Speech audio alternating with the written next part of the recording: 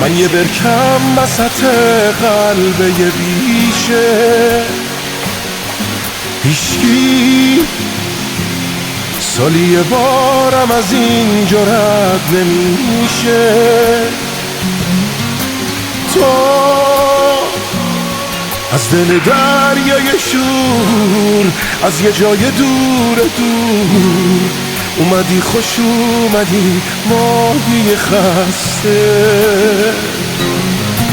تو وقتی رد شدی از این برکه تنها، من آرزوم شد برسم یه روزی دریا،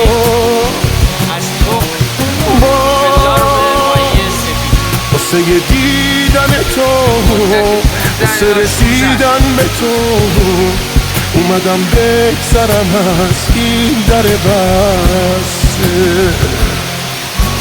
ماهی ماهی ماهی شدم امشب راهی، کجای دریا رو بگردم. ماهی ماهی ماهی میکشم آهی، چرا هنوز پیدات نکردم. با تو این برکه تشنه مثل اقیانوس عشقه، کسی از عشق من و تو ننوشته. حق داره هر کی به حاله این روزای من بخنده، مگه یه برکه به ماهی دل میبنده. ماهی ماهی ماهی شدم امشب راهی، کجای دریا رو بگردم.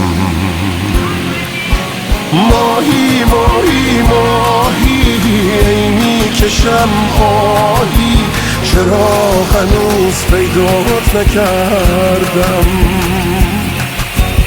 ماهی ماهی ماهی شدم امشب راهی، کجای دریا رو بگردم.